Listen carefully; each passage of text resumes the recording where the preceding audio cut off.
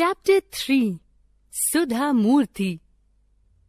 It was probably the April of 1974.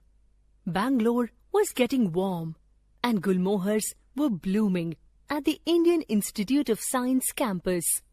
I was the only girl in my postgraduate department and was staying at the ladies' hostel. Other girls were pursuing research in different departments of science.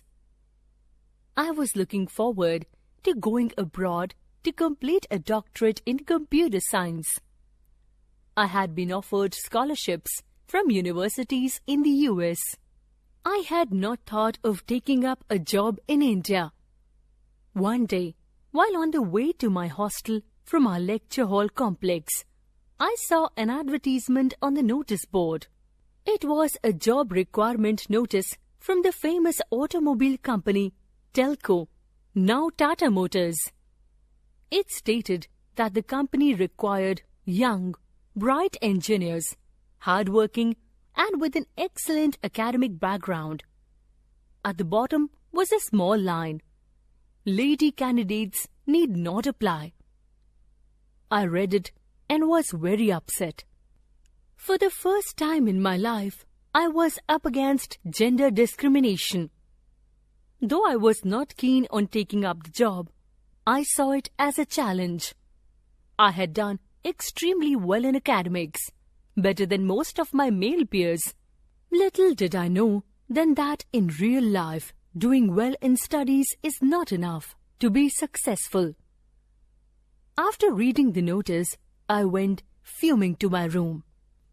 I decided to inform the topmost person in Telco's management about the injustice the company was doing. I got a postcard and started to write. But there was a problem. I did not know who headed Telco. I thought it must be one of the Tatas. I knew J.R.D. Tata was the head of the Tata Group.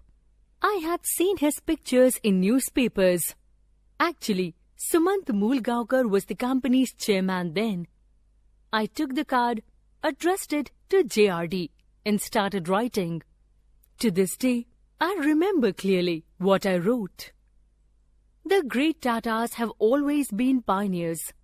They are the people who started the basic infrastructure industries in India, such as iron and steel, chemicals, textiles and locomotives. They have cared for higher education in India since 1900. And they were responsible for the establishment of the Indian Institute of Science. Fortunately, I was studying there. But I am surprised how a company such as Telco is discriminating on the basis of gender. I posted the letter and forgot about it.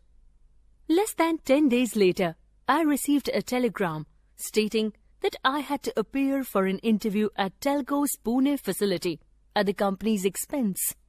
I was surprised by the telegram, but then I decided to make the trip. There were 6 people on the interview panel, and I realized then that this was serious business. "This is the girl who wrote to J.R.D." I heard somebody whisper as soon as I entered the room. By then, I knew for sure that I would not get the job. The realization abolished all fear from my mind. So I was rather cool while the interview was being conducted. Even before the interview started, I reckoned the panel was biased, so I told them rather impolitely, "I hope this is only a technical interview." They were taken aback by my rudeness, and even today I am ashamed about my attitude. The panel asked me technical questions and I answered all of them.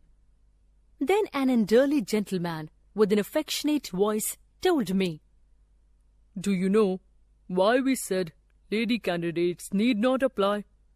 The reason is that we have never employed any lady candidates on the shop floor. This is not a co-educational college. This is a factory. When it comes to academics, you are a first ranker throughout. We appreciate that. But people like you should work in research laboratories." I answered, But you must start somewhere, otherwise no woman will ever be able to work in your factories. Finally, after a long interview, I was told I had been successful in getting the job.